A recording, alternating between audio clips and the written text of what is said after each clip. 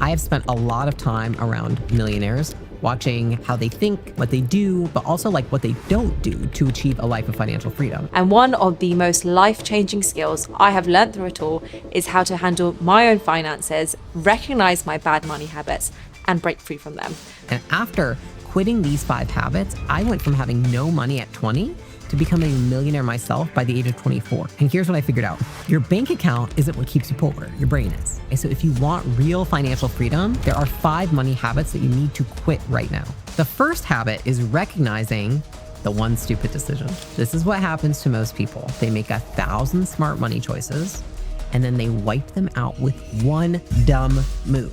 Okay, and that is not me just saying this, even though I see it happen 1,000 times. Research shows that impulse decisions account for 40 to 80% of all purchases. Here's the logic behind it. People save, then they budget, they cut back, then they blow it all on one dumb emotional purchase. It could be like, I pick up the entire bar tab for everybody at the bar just because like I want to look cool. It could be spending thousands of dollars on a car upgrade that they don't need when they're at the dealership to renew their lease. It could be buying something to celebrate something, or to cope with something, or to impress people. There's one thought that will come into their brain. I deserve this. I'll look good if I buy this. It shows up in their head, and then they just go with it. They don't question the thought. They just say, I'm gonna buy the thing. Now, why is this? These decisions happen when there's a sudden, strong emotional desire combined with low cognitive control. Okay, so what does that mean? You're under stress of some sort, fatigue of some sort, anxiety of some sort, and then something occurs, your brain gets hijacked by the analytical systems, by your emotional systems. So you're not actually thinking about making the purchase, you're just feeling it, and feelings cost money. The second bad money habit is getting comfortable with bad debt. It seems that debt these days is actually the norm. People are using debt to buy the smallest of things, to buy presents, to buy clothes.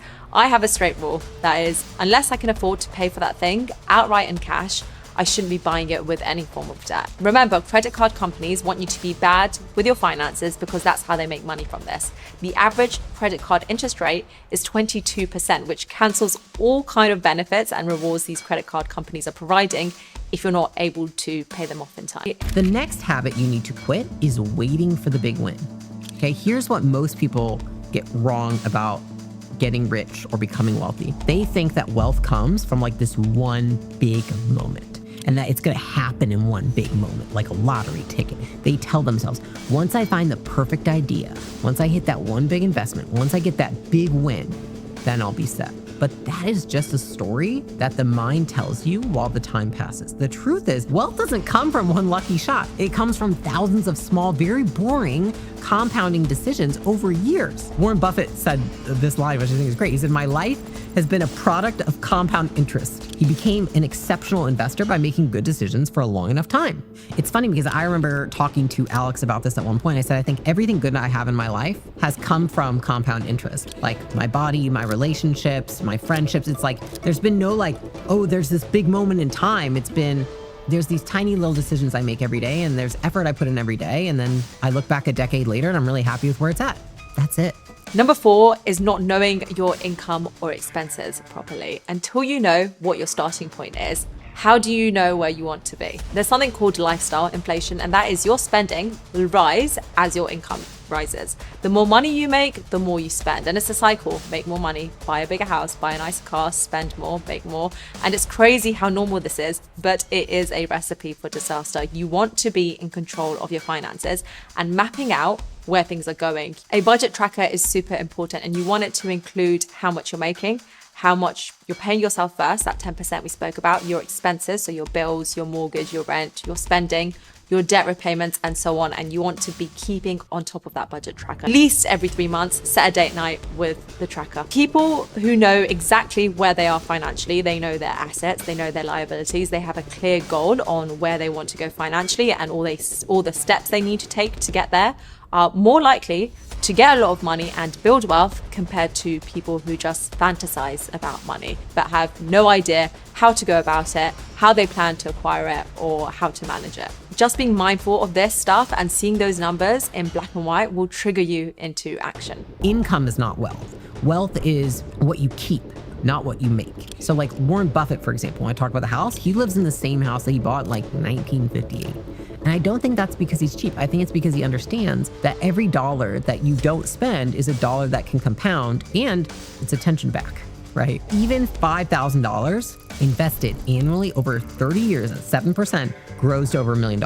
But that only happens if you don't spend it on something else. The next time you get a raise, increase your savings, not your spending. To get a 10% raise, save 10%. The next money habit is one that most people are afraid to admit, refusing to face reality. Okay, the truth is most people are not bad with money, they are scared of it. People who understand basic math concepts, interest rates, compounding, risk, they are significantly more likely to plan for retirement, invest in assets, offer higher returns, build wealth over their lifetime.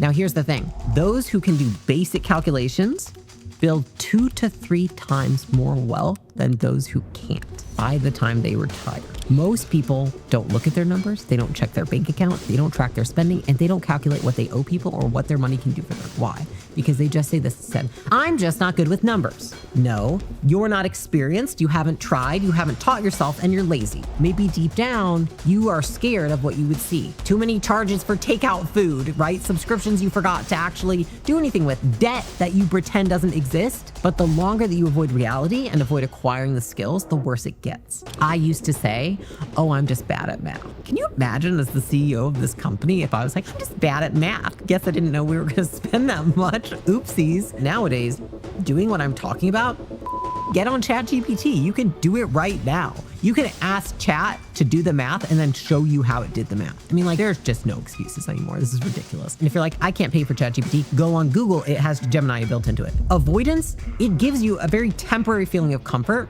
and very permanent consequences. But like, numbers don't lie. And if you never look at the numbers, you never learn math, you never will know where you stand. And if you don't know where you stand, you can't know how to adjust to go to the direction you want to. So here's what you want to do instead. Just do a couple things.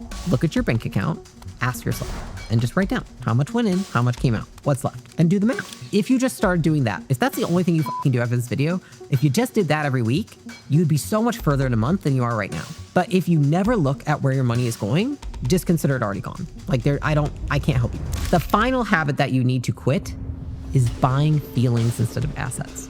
If you want to build wealth, you need to understand that money doesn't buy things, it buys emotions. Studies show that emotional intelligence, the ability to identify and manage our emotions, is directly linked to lower levels of materialism and compulsive buying. Now, why is that? When people can't sit with their uncomfortable emotions, they do things like spend money. Impulse purchases, they are usually triggered by feeling low self-esteem, feeling the desire for status, feeling stress. Like the buying, it gives you dopamine. Same like people who overeat, who smoke, who drink, it's the same thing. Okay, but then you're back to where you started and in a worse situation with less money. And the problem is that the thing that they buy is never gonna bring those feelings. So then they've got to buy the next thing and the next thing and the next thing. And then like that results in you not building long-term wealth because you're trying to buy yourself these feelings that aren't solved by anything that money can buy. So if you want to break that cycle, you have to remember that like happiness doesn't come from what you consume. It comes from things that you create in your life. And those have nothing to do with money. In fact, being successful monetarily and being happy, not related, I'll tell you that, okay? I have done both and neither of them come from each other. They're like half the time in controversy. Success requires autonomy, happiness requires connection. Tough to do both. It's like you have to play between the two. And so think about it like this. Every dollar that you blow trying to buy yourself a feeling is a dollar that you could have used to build freedom in your life. Assets appreciate, feelings depreciate. In fact, feelings will go away whether you spend money or not. And so if you're spending money on things that lose value, the second you buy them, you are not investing, you're just bleeding out more money. The next time you want to buy something, ask yourself, what feeling am I looking for? I will ask myself that when I get the urge to shop, which is like very infrequent. But when I do, I'm like, ooh, what feeling do we have here that we're trying to escape or trying to buy? If it's confidence, go do something that'll actually build confidence. If it's connection, like call a friend, like train yourself to reflect, become aware of the emotion and then solve for the emotion, not just go buy something. Because buying something is just like managing a symptom, not managing the root cause. It's like, that's not gonna lead to the life you want.